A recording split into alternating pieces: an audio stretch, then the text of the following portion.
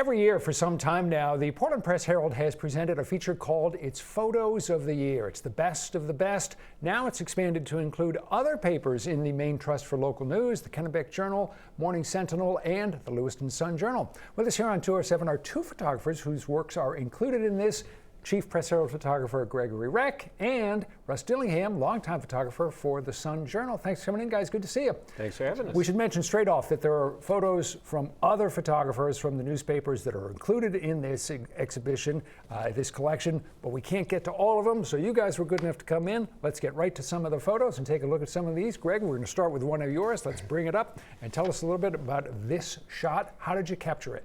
This was right at the opening ceremony for Community Days for the Holton Band of Maliseets, and I had never covered their Community Days before, so it was a whole new experience for me. They were very welcoming of me and my camera, and this dancer is actually a youth dancer from the Penobscot tribe, and as soon as I saw his brother put that headdress on him, I was like, this is who I'm going to focus on. Lots of color, lots of action, makes for an arresting kind of shot. All right, let's move on to one of your photos, Russ. The Balloon Festival has been a tradition in Lewiston, Auburn for many years.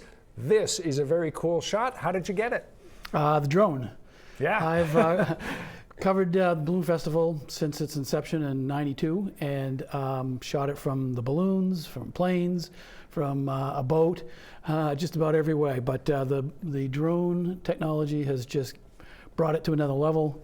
Got a lot more control than you do when you're in a plane or a balloon. So. One of the things I like about this whole series is the variety that we get. So let's move on to the next photo, which is another one of yours, Greg. And hay bales in a barn. One of the things that and I'm not an expert, one of the things I liked, though, was just the light and shadow that you have here. That's what brought me into the barn. I had been photographing them loading the hay bales onto the trailer from the back of the trailer, and I went into the barn and looked back, and I saw this light, and I said, okay, this is where I'm going to camp out, because the light is so good. And I knew I would just have to wait for all those people to keep on moving, and I'd eventually find a frame where they were all in different places doing different things, which makes the photo, that and the light. Well, light is magic in many instances, as it was for the next photo of yours, Russ. Let's take a look at this one.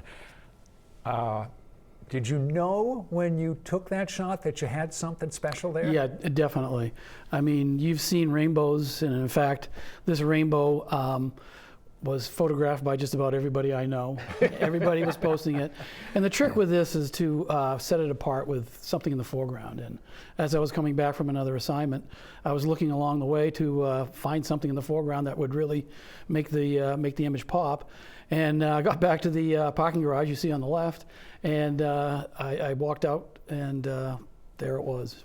Just on to the next one, another shot of Greg's, and I'm going to ask you the same question. When you took this, did you know that you'd gotten something that was out of the ordinary? When I got to this point, I did. So this was not far, well, it was actually from the parking lot of our South Portland office, and I wouldn't have made this photo if I didn't have to go out to get a piece of camera gear for a reporter. I went out, the crows were flying around, and I was trying to get the crows against the moon that were flying, but it wasn't really working. And then I saw in the distance, there were two crows in these distant trees. And I'm like, oh, if I walk up this hill, I can put one of those crows right against the moon. And with a really long telephoto lens, that's how I made this happen. And it's one of those shots when you're doing something else, but when you see it, you're like, oh, I got to stop everything I'm doing and make this image. Sometimes they just fall into your lap, and you got to take advantage of it.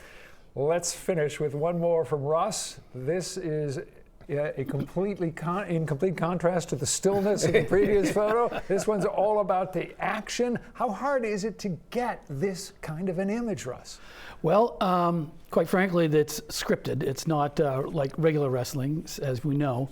But I had no idea what was going on. And this guy came into the frame on a pogo stick. You can see it right in the bottom of the frame. And he just launched himself up onto the through the mat and tossed these guys down. And it was just so dramatic.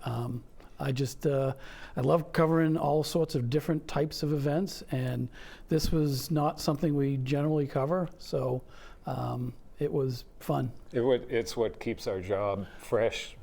When we've been doing it as long as you and I have. Absolutely, looking for those different Close to 30 moments. years, more than 40. No wonder you guys are getting such great shots. Thanks for being here. Appreciate it. If you would like to see the entire collection of the photos of the year, they're at the Portland Public Library on display there, big prints through February 21st, or you can see them by going to pressherald.com. Stay with us. We'll be back with more of 207 right after this.